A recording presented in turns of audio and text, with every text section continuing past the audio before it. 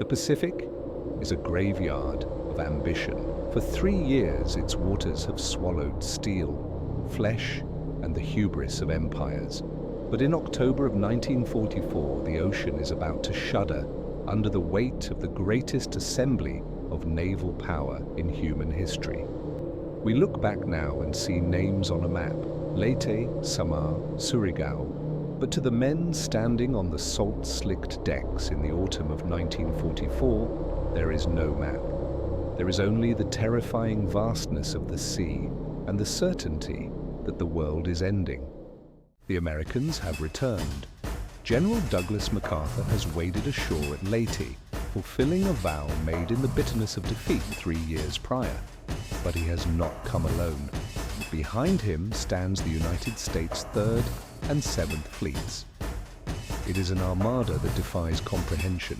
Over 300 warships, 1,500 aircraft, 150,000 sailors and airmen. It is not merely a fleet, it is a floating industrial city, a manifestation of an economy that has fully awakened to the business of war. To the Japanese commanders looking at the intelligence reports in Tokyo, this fleet does not look like an enemy. It looks like a force of nature, an inevitability. In the Imperial General Headquarters, the mood is not one of martial fury, but of suffocating realism. The empire of the rising sun is dying. It is dying not from a lack of bullets, or courage, or ships, but from a lack of blood, oil. The American submarines, silent wolves prowling the shipping lanes, have severed the arteries connecting Japan to the southern resources area in the Dutch East Indies. The tankers that once carried the lifeblood of the fleet are now rusting skeletons on the ocean floor. The Imperial Navy, once the terror of the Pacific, is paralyzed. Its battleships, the majestic Yamato, the Musashi, are chained to their anchorages near Singapore, close to the oil wells because they cannot afford the fuel to sail home to Japan. The aircraft carriers are docked in the inland sea of Japan, waiting for new planes that will never be built and pilots that will never be trained. The fleet is fractured, separated by 2,000 miles of ocean, split between the fuel source in the south and the ammunition factories in the north. And now the Americans have thrust a dagger into the neck of the empire, the Philippines. If the Americans secure Leyte, they control the South China Sea. The blockade will become absolute. The oil in the south will never reach the factories in Tokyo. The ammunition in Tokyo will never reach the fleet in the south. Japan will simply stop. The machinery of war will grind to a halt, starving and immobile. Admiral Somu Toyoda, the commander-in-chief of the combined fleet, understands the calculus of doom. He faces a choice that is not really a choice at all. If he keeps the fleet in port, he preserves the ships, but the nation dies of starvation. If he sends the fleet to fight, they will almost certainly be destroyed by the overwhelming American air power. But there is a logic to the samurai that transcends the binary of victory and defeat. If the fleet is to die, it must die in battle. To wither on the vine is a disgrace, to shatter against the enemy is a destiny.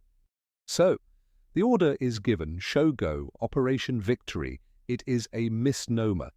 It is a plan born of desperation, a labyrinthine scheme that relies on deception, timing, and a profound misunderstanding of the enemy's intent.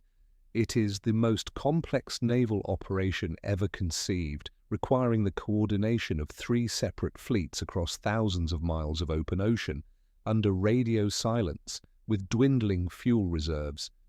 The plan is a sacrificial gambit. The Japanese know they cannot defeat the American Third Fleet, commanded by the aggressive Admiral William Halsey. Halsey's carriers are the ultimate predators. As long as they are guarding the landing beaches at Leyte, no Japanese surface ship can get within 100 miles of the transports. So the Japanese decide to offer Halsey a prize he cannot resist. Admiral Jisaburo Ozawa will take the remaining aircraft carriers of the Imperial Navy, the very symbols of power that struck Pearl Harbor, and sail them north of the Philippines. But these are ghost ships. They have almost no planes. Their pilots are raw recruits who can barely land on a deck, let alone fight. Ozawa's mission is not to fight. His mission is to be seen. He is the tethered goat, bleating in the darkness, waiting for the tiger. He is to lure Halsey's massive carrier fleet away from the landing beaches, to drag the American shield away from the vulnerable transports. While Ozawa dies, the real killers will slip through the back door. Vice Admiral Takeo Kurita, a man exhausted by years of war, suffering from dengue fever and the crushing weight of command, leads the center force. This is the Hammer, 5 battleships, including the twin monsters Yamato and Musashi, accompanied by 10 heavy cruisers. They are to sail through the Sibuyan Sea, thread the needle of the San Bernardino Strait, and descend upon Leyte Gulf from the north. Simultaneously, a third fleet, the Southern Force under Admiral Nishimura, will push through the Surigao Strait to attack from the south, a pincer movement, classic, elegant, and, given the American air superiority, almost completely suicidal. The preparations tell the story of the Empire's poverty. The pristine hinoki wood decks of the battleships, once scrubbed to a pale gold, are now stained black with soot and coal dust to camouflage them from the air. The fuel tanks are filled not with refined heavy oil, but with raw, volatile crude from Borneo. It is unrefined, highly flammable, and it burns with a thick, choking smoke that coats the lungs and stings the eyes. It is the smell of desperation. The engineers warned that the volatile fumes could turn the ships into floating bombs with a single spark. The commanders nod and order the tanks filled anyway. On October 22nd, the fleet departs Brunei Bay. There are no cheering crowds, no bands playing martial music. The send-off is a grim, silent affair. The officers drink a final toast of sake, not to victory, but to an honorable death. They know the odds. They know the American radar sees through the dark. They know the American planes blot out the sun. Kurita stands on the bridge of the heavy cruiser Otago. He is a practical man, a surface warrior of the old school. He does not believe in miracles. He looks at his ships, the pride of the nation, the culmination of decades of naval budget and engineering genius, and he wonders how many of them will see the sunrise in 3 days' time.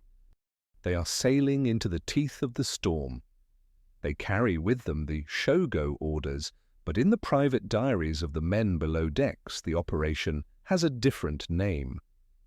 They call it the Flower of Death. They are sailing to bloom one last time in a blaze of fire, and then scatter their petals across the iron-grey waves of the Philippines. The trap is set. The pieces are moving.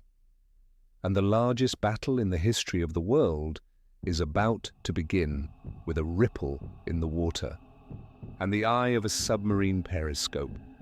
The Palawan Passage is a throat, a narrow, dangerous gut of water squeezed between the island of Palawan and the treacherous shoals of the dangerous ground. It is the only viable route for a fleet of this size to navigate the western Philippines in darkness. And it is here, in this black corridor, that the first act of the tragedy plays out. Not with the roar of battleships, but with the silent, predatory patience of the submarine. October 23rd, shortly after midnight. Commander David McClintock, skipper of the USS Data, is prowling the surface. Beside him, in the darkness, runs the USS Dace. They are 2 small, fragile steel tubes standing in the path of the Imperial Japanese Navy. When the radar screen lights up, it doesn't just show a ship, it shows a city. The screen is saturated with blips.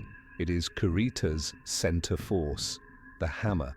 McClintock does not dive, he does not run. He sends a contact report that will change the course of the war. Many ships heading north. For hours, they shadow the giants. They run on the surface, engines straining to flank the enemy column, racing to get ahead of the stampede. As dawn bleeds grey into the black sky, McClintock submerges. He brings the data to periscope depth. The sea is calm. The targets are silhouetted perfectly against the rising sun. In the crosshairs, he sees a massive shape. It is the heavy cruiser Otago, the flagship, the floating headquarters of Vice Admiral Takeo Kurita. McClintock fires 6 torpedoes from the bow tubes, a spread of death racing at 40 knots. On the bridge of the Otago, the lookouts scream a warning, but physics is unforgiving. A ship that weighs 13,000 tons does not stop. It does not turn on a dime. The first torpedo strikes the storage room. The second slams into the boiler room. The third and fourth tear out the engine spaces. The Otago is not merely damaged, she is eviscerated. The ocean rushes in with the force of a tidal wave, instantly drowning the men in the lower decks. The lights die, the engines stop. The flagship of the center force, the brain of the operation, is dead in the water. Admiral Kurita is 66 years old. He is a man of tradition, a man of dignity. In an instant, his world dissolves into fire and tilting steel. He is forced to cling to the brass railings of the bridge as the floor becomes a wall. The Otago is sinking so fast that there is no time for ceremony. There is no time to transfer the flag with honor. There is only the scramble for survival. 18 minutes. That is all it takes. 18 minutes for the pride of the fleet to vanish beneath the waves. Kurita, the commander of the most powerful surface force Japan has ever assembled, finds himself bobbing in the South China Sea. He is not an admiral here. He is a piece of flotsam. The water is warm, but the oil is suffocating. It coats his eyes, his nose, his throat. It burns. He treads water, surrounded by the dying screams of his crew and the wreckage of his command. This is not just a physical ordeal, it is a psychological shattering. For hours he drifts. He swallows the fuel. He feels the weakness of his dengue fever returning, amplified by shock. The man who is pulled out of the water by a destroyer hours later is not the same man who stood on the bridge that morning. The nightmare is not over. While Kurita swims, the USS Dace strikes. The cruiser Maya takes 4 torpedoes and disintegrates, vanishing in 4 minutes. The Takao, another heavy cruiser, is crippled and forced to turn back. In the span of a single morning watch before the Americans have even launched a plane, the center force has lost 3 of its most powerful heavy cruisers. They have lost their flagship. They have lost their communications gear. Kurita is eventually fished out and transferred to the Yamato. But the transition is chaotic. He has lost half his staff. He has lost the intricate communication codes needed to coordinate with the other fleets. He is exhausted, poisoned by oil, and shaking from fever. As he steps onto the bridge of the Yamato, the largest battleship ever built, he does not feel invulnerable. He feels haunted.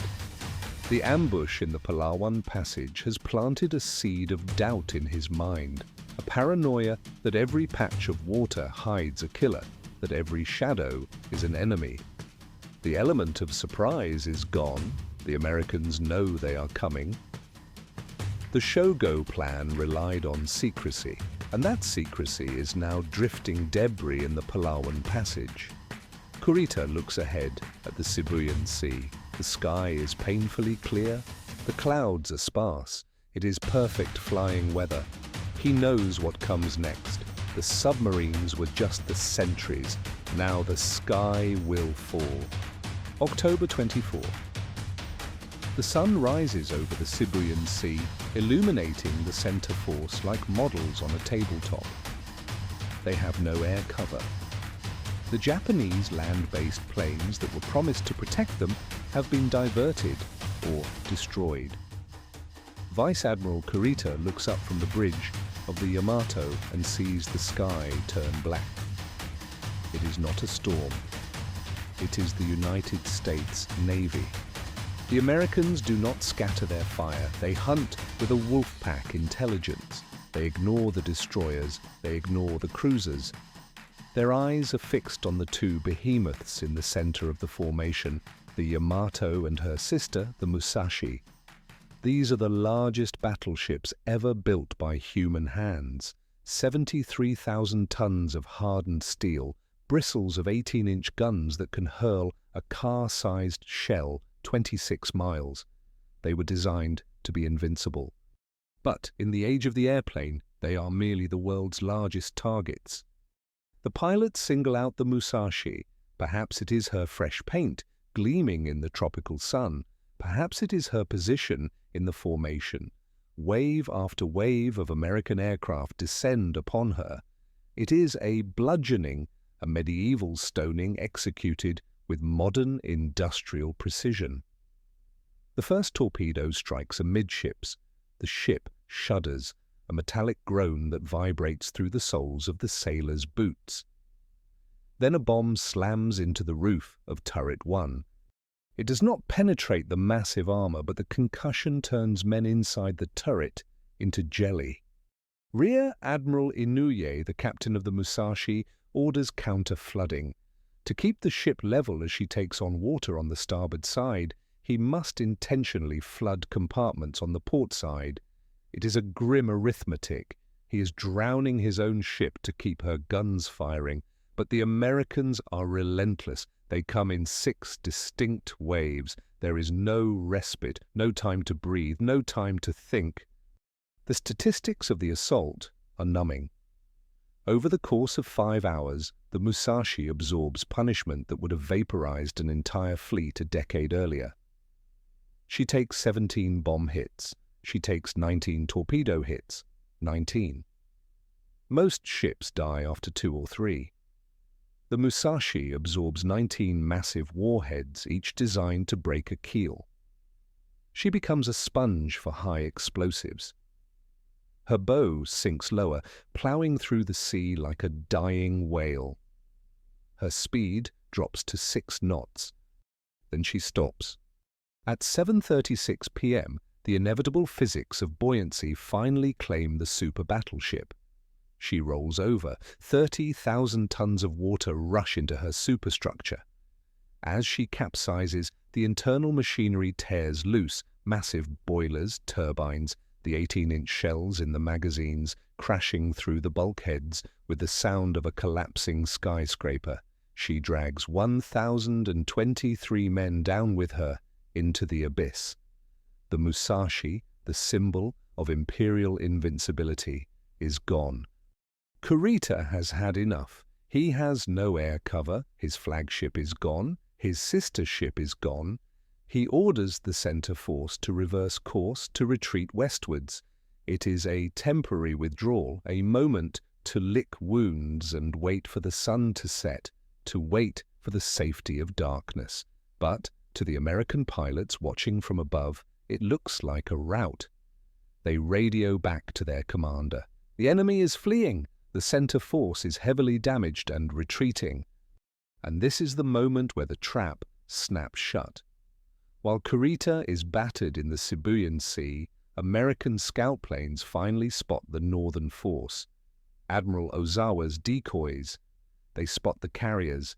They count the flight decks, the Zuikaku, the Zuiho, the Chitos, the Chiyoda. To Halsey, this is not a decoy. This is the Holy Grail. This is the main body.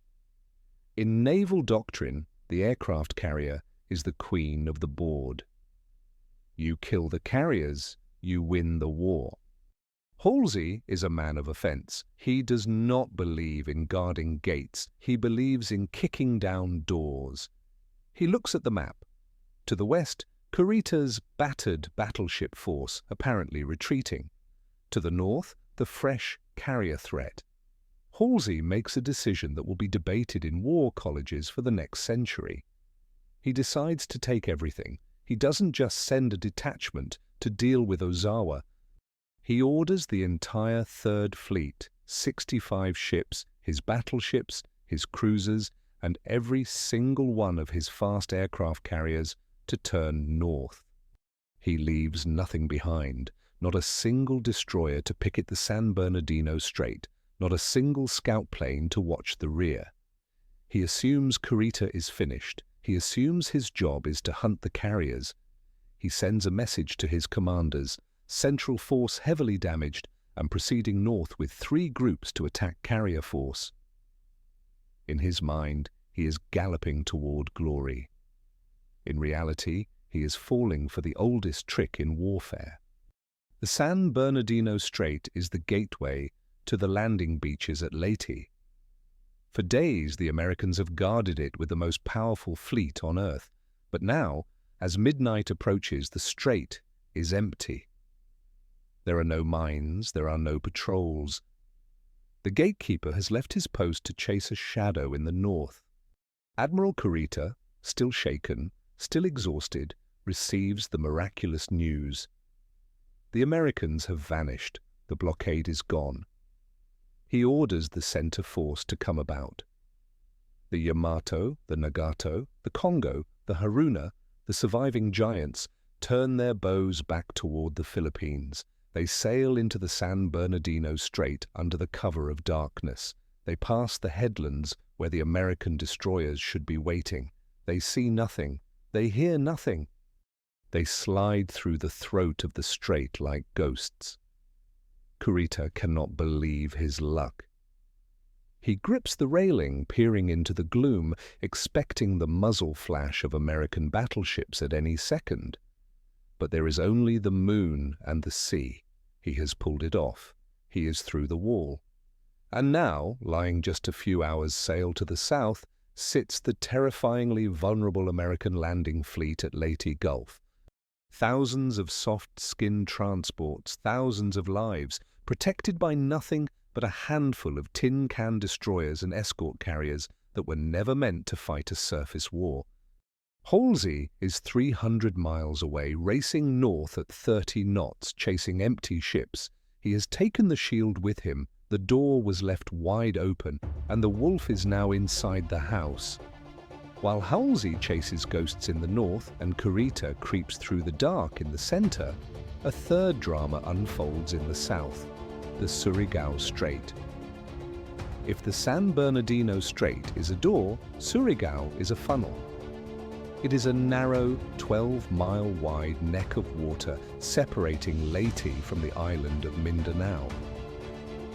To reach the invasion beaches, Admiral Nishimura's southern force must pass through this bottleneck.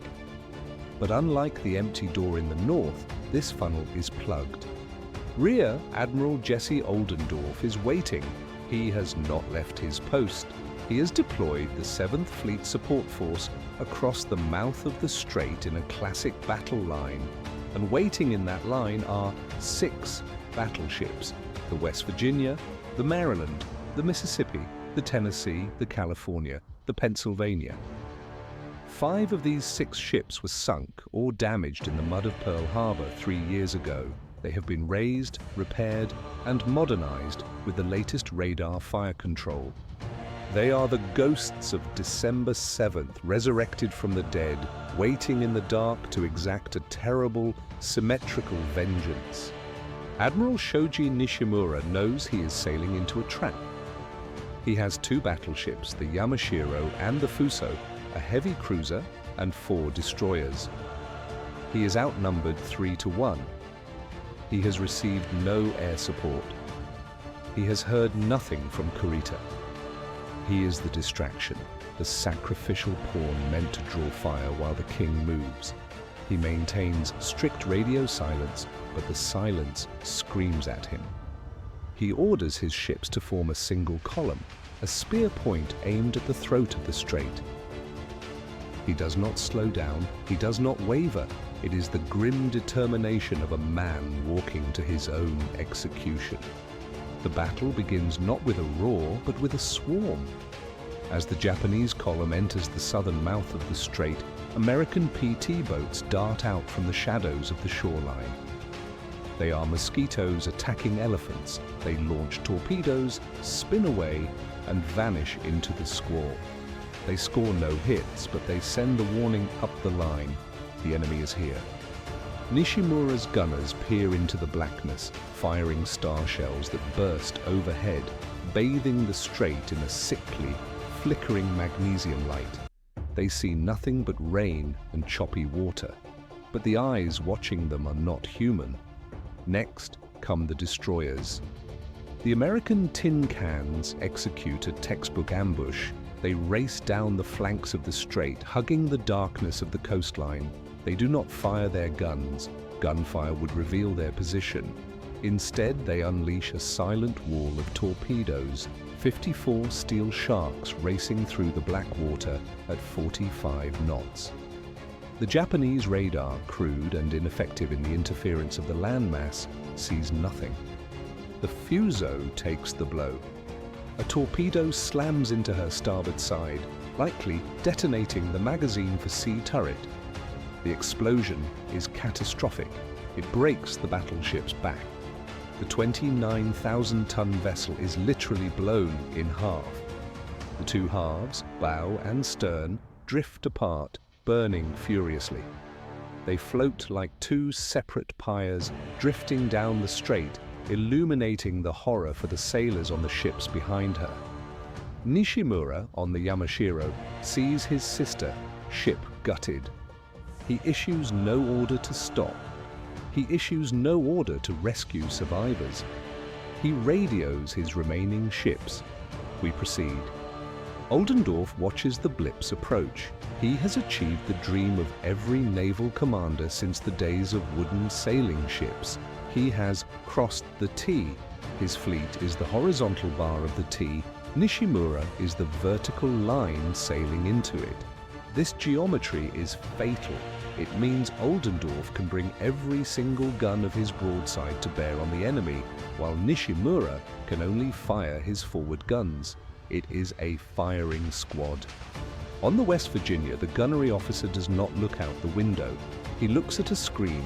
His ship is equipped with the Mark 8 fire control radar. He can see the Yamashiro perfectly in the electronic green glow, even though outside it is pitch black. He whispers the range. Range, 22,000 yards. The solution is locked. The firing keys are depressed. At 03:51 a.m., the darkness is murdered. The American battle line opens fire. The cruisers join in, the destroyers join in. Within seconds, the sky is filled with thousands of shells.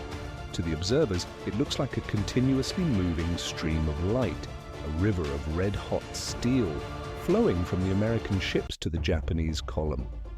The tracers from the cruisers create graceful, deadly arches, while the 16-inch shells from the battleships look like meteors, glowing red as they ascend to the apex of their trajectory before crashing down. The Yamashiro ceases to be a ship. She becomes a target. She is hit by the first salvo, then the second. The West Virginia lands hit after hit with terrifying robotic precision. The California joins in. The Tennessee. The Japanese return fire is blind and sporadic. They are firing at muzzle flashes, hoping to hit something, anything. But the American shells are guided by radar. They tear through the Yamashiro's armor, shredding the bridge, toppling the masts, silencing the guns. It is not a battle, it is an execution. Admiral Nishimura stands amidst the inferno. He has led his fleet into the mouth of hell, and hell has swallowed them whole. The Yamashiro turns sharply, trying to present a smaller target, but she is sluggish. She is burning from bow to stern. The noise is beyond human endurance. The screaming of steel, the roaring of fires, the concussive thud of shells arriving every few seconds. Finally, mercifully, the order comes to abandon ship, but it is too late for most. At 04:19 a.m., the Yamashiro slips beneath the surface, taking Admiral Nishimura and nearly all of her crew to the bottom. The rest of the southern force is shattered. The cruiser Mogami, battered and burning, limps away only to be sunk later. The destroyers are hunted down. The trap has worked perfectly. As the sun rises on October 25th, the Surigao Strait is silent. The Pearl Harbor Avengers have done their work. They have fought the last battleship-versus-battleship action in the history of the world. Never again will lines of dreadnoughts cross the T and exchange broadsides. The era of the battleship, which began with the wooden ships of Trafalgar and Jutland, ends here, in the narrow waters of the Philippines, amidst the wreckage of the Southern force. Oldendorf sends a message to Halsey, Southern force annihilated. But in the north, the victory celebration is premature, because while Oldendorf was closing the back door, the front door, the San Bernardino Strait, has been wide open for 6 hours, and the monster is already through. 150 miles to the north, off the coast of Samar, a group of American sailors are drinking coffee watching the sunrise. They are the crews of Taffy 3. They are not battleships, they are not fleet carriers. They are the escort carriers, slow, unarmored, converted merchant ships meant to hunt submarines and support ground troops. They believe they are safe behind Halsey's shield. They are about to discover that the shield is gone. A lookout on the USS Fanshawe Bay squints into the distance. He sees anti-aircraft bursts. He thinks it is a drill. Then he sees the shapes, massive, jagged silhouettes emerging from the mist. He picks up the phone to the bridge, his voice trembling. "Captain, I see the Japanese Navy. The Battle of Samar has begun." 6:45 a.m. The world of Taffy 3 is one of routine. These ships are not the thoroughbreds of the fleet. They are the pack mules. The escort carriers, jeep carriers, the sailors call them, are slow, thin-skinned, converted merchant hulls. They carry a handful of planes meant to hunt submarines or drop supplies to the army in the mud of Leyte. They are not built to fight other ships. Their hulls are plated with steel so thin a heavy machine gun could punch through it. Their captains believe they are safe, tucked miles behind Halsey's invincible Third Fleet. They are eating breakfast. They are complaining about the humidity. They are completely unaware that the shield has vanished and that the horizon is about to open its mouth. Ensign Bill Brooks, flying a routine anti-submarine patrol, breaks through the cloud cover and blinks. He sees ships. Not American ships. He sees the distinctive towering pagoda masts that haunt the nightmares of every Pacific sailor.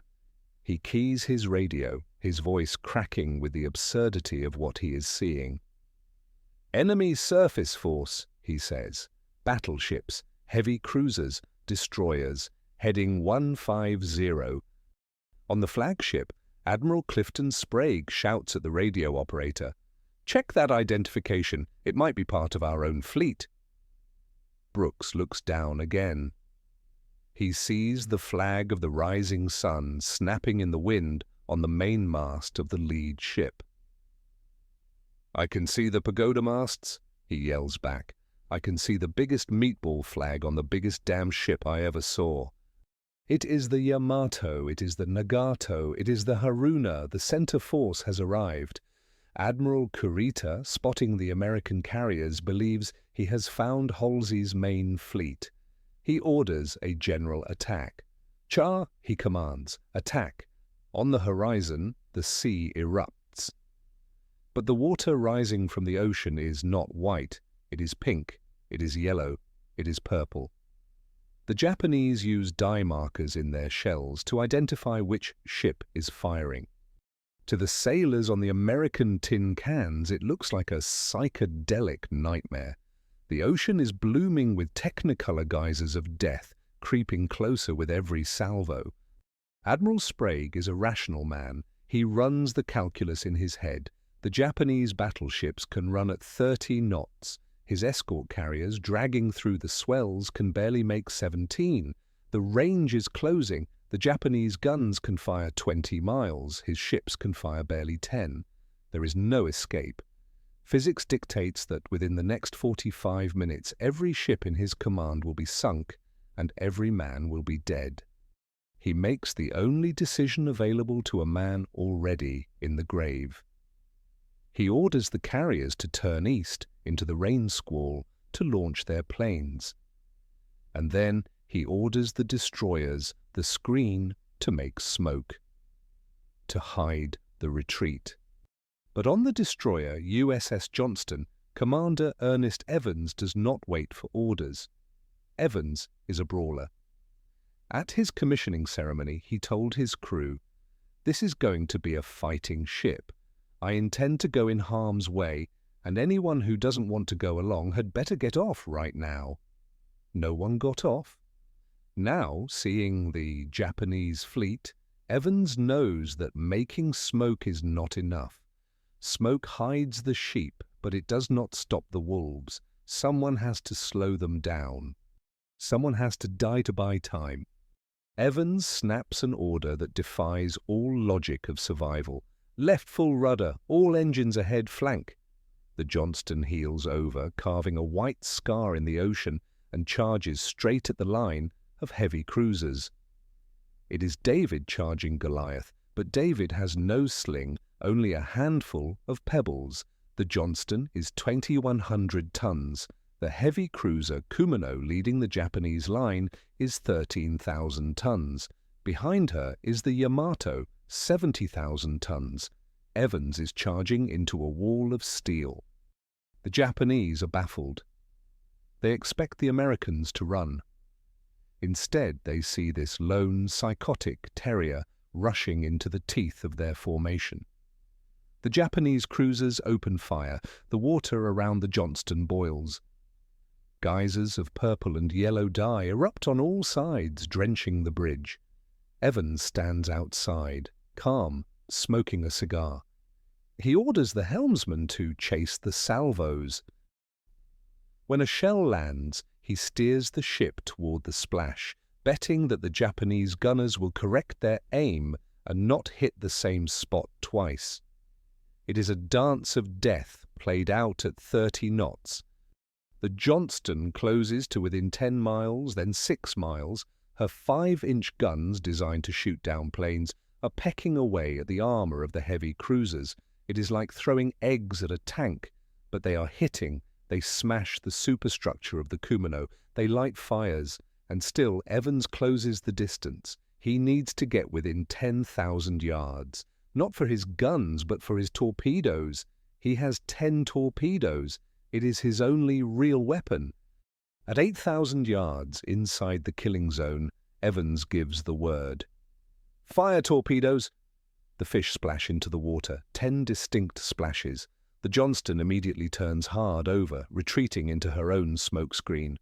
The sailors count the seconds. It is an agonizing wait. A minute, 2 minutes, 2.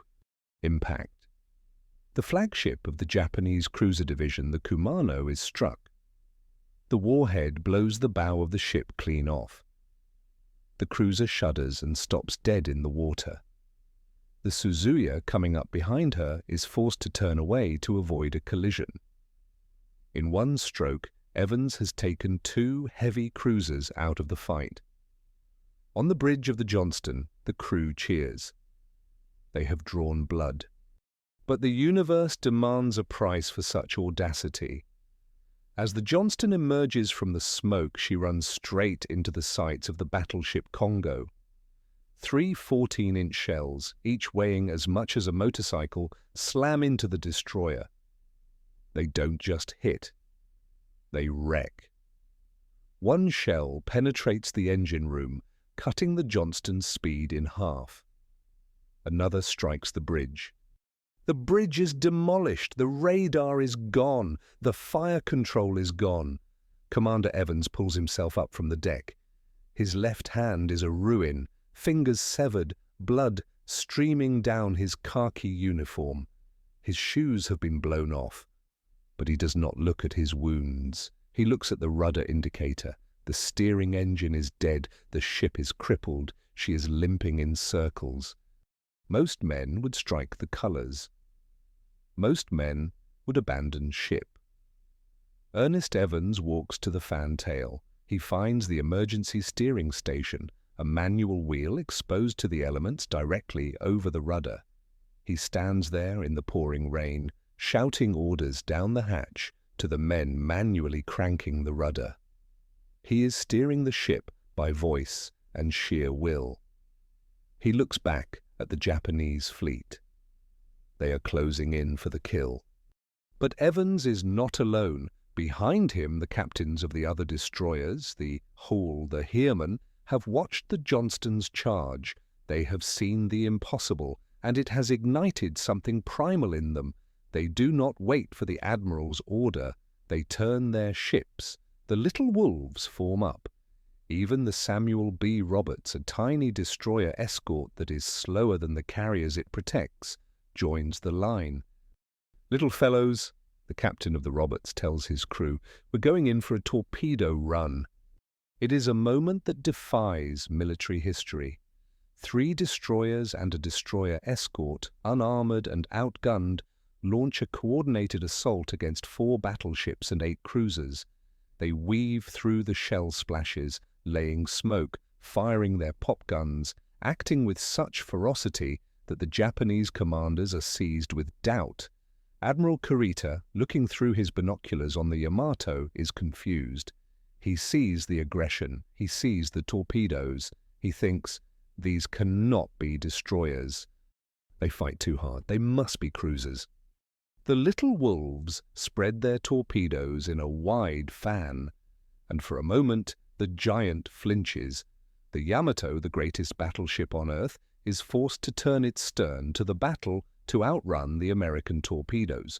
For 10 critical minutes, the Yamato is sailing away from the action, taken out of the fight by a bluff. Evans, holding himself up against the railing, watches the enemy flagship turn tail. His ship is dying beneath his feet. His body is failing. But he has bought 10 minutes. In the arithmetic of Leyte Gulf, 10 minutes is a lifetime. But the bill is coming due. The Japanese cruisers are angry now. They are done being surprised. They are adjusting their rangefinders. They are loading high-explosive shells. And they are focusing every gun they have on the crippled, smoking silhouette of the USS Johnston. While the destroyers sacrifice themselves on the surface, the sky above Samar is filled with a different kind of desperation.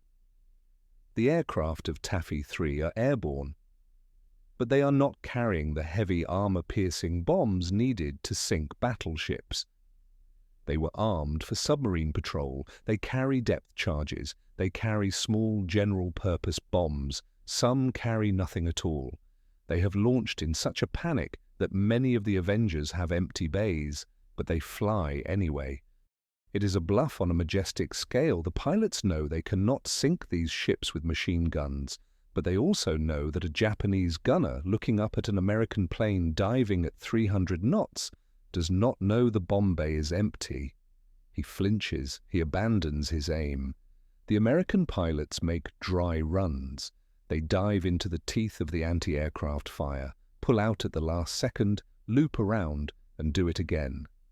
They are buzzing bees, stinging the eyes of the giant, forcing the Japanese battleships to break formation, to zigzag, to lose their firing solutions on the American carriers. They drop depth charges meant for submarines right next to the hulls of cruisers, hoping the hydrostatic pressure will crack the plates. They fire rockets at the bridges. One American pilot, out of ammunition, opens his canopy and fires his service revolver at the battleship Nagato. It is an act of impotent, glorious rage. But to the Japanese, this relentless swarming creates an illusion. They believe they are under attack by a massive, coordinated air wing. They believe these are the vanguard of Halsey's heavy carriers. And this is where the battle is truly decided, not in the gun barrels, but in the mind of Takeo Kurita. The fog of war is not a metaphor. For Kurita, it is a suffocating reality. He has been awake for 3 days. He has been sunk, fished out of the ocean, and poisoned by oil fumes. He is exhausted beyond the capacity of human judgment. He looks at the Taffy 3 escort carriers fleeing in the rain, small, slow ships, and his tired eyes see fleet carriers. He looks at the Johnston and the Hull fighting like demons, and he sees heavy cruisers. The intercepts are coming in, open, desperate pleas for help from the American commanders. Fast battleships needed immediately. Kurita hears these cries, but he misinterprets the timing. He believes Halsey is just over the horizon. He believes the trap he set is now closing on him. The trauma of the Palawan passage returns. He feels the phantom impact of torpedoes. Every shadow looks like a trap. He has the American transports at Leyte Gulf within his grasp, 2 hours sail away. The prize is there, the gun is cocked. But Kurita hesitates. He is obsessed with the idea that he is being lured into a kill box. The ferocity of the American defense has convinced him that the force he is fighting is far stronger than it actually is. He calculates that if he continues to chase these fast carriers, he will run out of fuel. He will be caught by Halsey's planes. He convinces himself that the destruction of the American fleet he is currently fighting is a sufficient victory. At 12:36 p.m. the miracle happens. It is a moment of divine intervention that no atheist in the American fleet could ever explain. Admiral Kurita issues the order, cease fire, all ships reassemble and turn north. The great turrets of the Yamato stop rotating. The heavy cruisers, closing in for the final kill on the battered American carriers, turned their rudders. The center force, the most powerful surface fleet in Japanese history, turns its back on the helpless transports of Leyte Gulf. On the deck of the Fanshawe Bay, a gunner's mate wipes the grease from his eyes. He waits for the next shell. It doesn't come. He stands up, peering through the smoke. He sees the pagoda masts of the enemy battleships getting smaller. They are sailing away. He blinks, sure that he is hallucinating from the stress. He grabs the man next to him. "Damn it, boys," he whispers. "They're getting away." Admiral Sprague watches them go. He cannot comprehend it. He knows his ships are battered. The Gambier Bay is sinking, the destroyers, Hull, Johnston, and Roberts are gone, but the rest of the fleet is afloat. The transports are safe. The army on the beach is safe. He looks at the sky, where the buzzing bees are returning to land on the pitching decks, running on fumes. The Japanese have snatched defeat from the jaws of victory. Kurita sails north, seeking a phantom enemy that isn't there, leaving behind a real enemy that he had at his mercy. The Battle of Samar is over. The jeep carriers and the tin can sailors have held the line against the Yamato. It is the greatest mismatch in naval history, and somehow the Americans have won. But as the cheers die down and the adrenaline fades, the sailors look to the sky. The clouds are clearing. And from the north, a new sound is approaching, a sound unlike the roar of a bomber or the whine of a fighter. It is the high-pitched scream of a single engine, diving without intent to pull out. The guns of the fleet are silent, but the war is not over. The Japanese Navy has failed, the samurai spirit has failed, and so the empire turns to its final weapon. The weapon of last resort, the divine wind. The guns have cooled. The horizon is empty of battleships. For the sailors of Taffy 3, the miracle seems complete. They have survived the impossible, but the war in the Pacific has one final, twisted evolution to reveal. A weapon that does not rely on gears or radar or gunpowder. It relies on the human soul. High above the fleet, Lieutenant Yukio Seki leads the Shikishima unit. He is 23 years old. He has written his final letters. He has drunk his final cup of water. He is not looking for a dogfight, he is looking for a grave. The sailors on the St. Lo see the Zero diving. They have seen thousands of dives before. They wait for the bomb to drop. They wait for the pull-up. The gunners lead the target, filling the air with tracer fire. They hit the plane. Smoke trails from its engine. Parts of the wing shear off. But the plane does not deviate. It does not pull up. And in that terrifying split second, the men on the deck realize the rules of warfare have been rewritten. The pilot is not flying a weapon. He is the weapon. The impact is precise. Lieutenant Seki crashes his Zero through the flight deck of the St. Lo. He penetrates the hangar deck below where torpedoes and fuel are stored. The result is an inferno. There is no chance for damage control. The ship is turned into a blast furnace from the inside out. This is the Divine Wind, the Kamikaze. It is the first organized suicide attack of the war. To the American mind, grounded in the logic of survival and the sanctity of the individual, it is a horror beyond comprehension. It is a psychological shock that hits harder than the high explosives. You can outmaneuver a torpedo, you can shoot down a bomber, but how do you stop a man who has already accepted his own death? The St. Lo slips beneath the waves 30 minutes later. She is the first major warship sunk by a kamikaze. She will not be the last. The Japanese have opened a door to a dark, final room. They have traded the lives of their young men for the hulls of American ships. It is a strategy of ultimate despair, a signal that the Empire has nothing left to offer but its own blood. As night falls on October 25th, the Battle of Leyte Gulf comes to an end. The scale of the destruction is biblical. The Imperial Japanese Navy has ceased to exist as an effective fighting force. They have lost 4 aircraft carriers. They have lost 3 battleships, including the Musashi, 10 cruisers, 11 destroyers. The tonnage of steel resting on the floor of the Philippine Sea is staggering. The oil lines are cut. The blockade is absolute.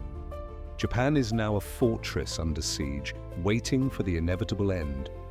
But something else died in the waters of Leyte Gulf. Something older.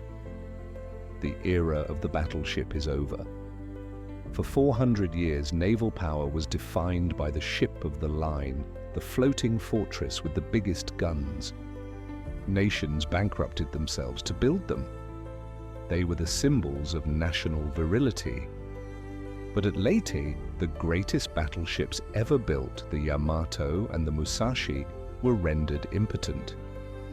The Musashi was sunk by aircraft without ever seeing a surface enemy. The Yamato was chased away by tiny destroyers and unarmed planes. And in the Surigao Strait, the old battleships crossed the T in a final, fiery ceremony, a Viking funeral for their own kind. The scepter has passed. The aircraft carrier is the new queen of the oceans. The gun has been replaced by the wing. But history, in its final judgment, does not look at the tonnage. It looks at the spirit. It looks at the Palawan Passage, where 2 submarines held the line. It looks at the Surigao Strait, where the ghosts of Pearl Harbor found their vengeance. And most of all, it looks at the waters off Samar. It remembers the Johnston, it remembers Commander Ernest Evans, the Cherokee warrior who charged a fleet with a broken ship. It remembers the pilots of Taffy 3 flying into the mouths of cannons with empty guns. The Pacific is a vast, indifferent place. The water leaves no scars. The oil slicks have long since dispersed. The screams have faded into the wind. If you sail over the Philippine Trench today, you will see only the blue horizon and the reflection of the sun. But beneath that glass surface lies the iron of empires. The Battle of Leyte Gulf was the largest naval battle in human history, and likely the last of its kind. It was the moment when the world turned on a hinge of steel and fire. We remember them not because they fought, for men have always fought. We remember them because in the face of overwhelming odds, when the logic of survival dictated retreat, they turned their rudders. and they charged.